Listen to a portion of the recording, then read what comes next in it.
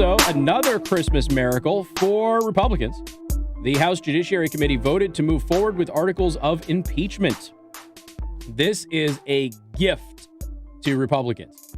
And it's funny because I was on social media earlier and I kept watching everybody go, oh, do you think the president should be impeached? Or do you think this is a mistake? Was one of them. And on that one, I commented, yeah, it was a mistake for the Democrats. You have to understand something. The articles that they're impeaching him on, the two articles, they don't exist as actual crimes. They're not real.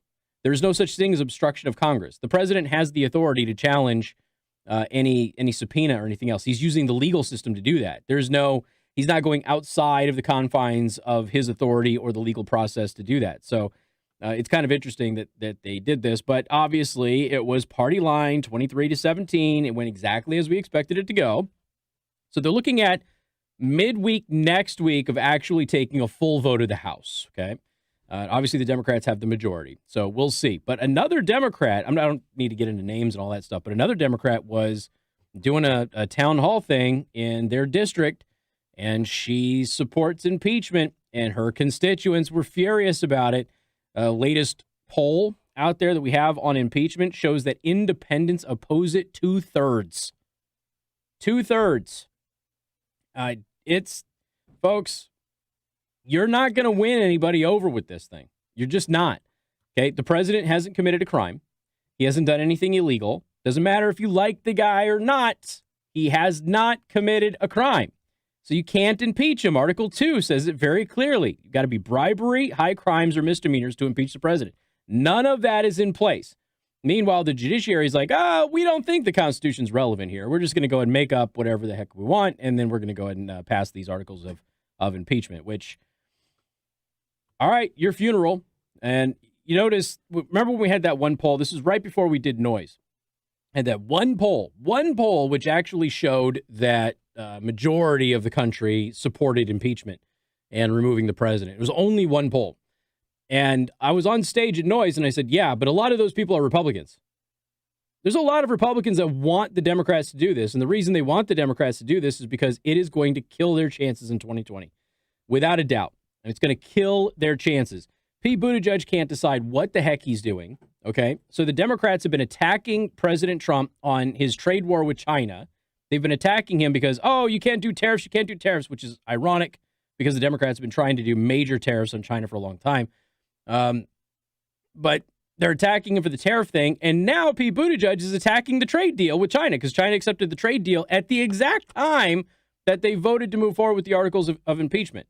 So Pete Buttigieg is now saying that the end of the trade war is bad news and that somehow this excuses, this is Trump excusing China's human rights violations. He offered no solutions. So, of course, the next question is, would you just stop trading with China then? Somebody's going to have to ask him that. Somebody's going to have to get in Pete Buttigieg's face, looking right at you, members of the media, and say, well, you're really upset that the trade war with China ended. So, would you just not trade with them because of the human rights violations?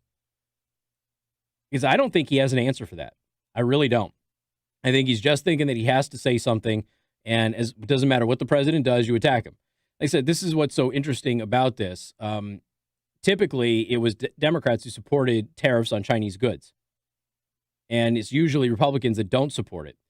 And now you've got the president, of course, putting those tariffs on there. And as I've always said, that they can be done smartly, they can be done right, and they were. They could be done very damaging, and they weren't. House Judiciary Committee voted Friday morning to move forward with 2 articles of impeachment against President Donald Trump. They released 2 articles of impeachment Tuesday against Trump, which I didn't spend a lot of time on because, frankly, it's all stupid. It comes as the White House told Democrats that it will not take part in the House Judiciary Committee's impeachment hearing after being invited by House Judiciary Chairman Jerry Nadler. Nadler, who, by the way, told the Democratic Party that he would be the best person to impeach the president and head up this effort before there was anything that there was anything impeachable on him. So it's important that everybody realize that Nadler was up there going, I'm the best guy to impeach President Trump before this phone call ever happened, before there was anything to impeach over. And that just goes and shows you the timeline here. Despite Pelosi's early reluctance to push for impeachment, there are currently 228 Democrats who have voiced support for impeachment or an impeachment inquiry. Pelosi has said that she believes Trump is goading Democrats to impeach him because he thinks it will help him fire up his base. It will.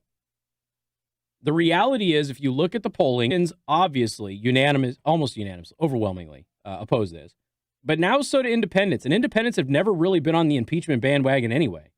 And if you look at it, if the president gets independents, it's over. There's nothing you can do. Democrats have continued to send congressional subpoenas to those close to Trump for documents related to the ongoing scandal. Now, I have to remind everybody, because people are like, well, the president didn't participate. He wasn't allowed to defend himself. Okay, they withheld it from the meetings and these hearings. So what good does it do? Like I said, it always comes back to this one very basic fact. Everybody who was on the phone call, Ukrainian or American, everybody who was on that phone call says nothing illegal or inappropriate happened. Everybody who wasn't on that phone call, didn't hear that phone call, and was 2, 3, 4 people or more removed, they say something illegal happened. That's all you have to really say. If you walked into a court of law, you would lose that case all day long.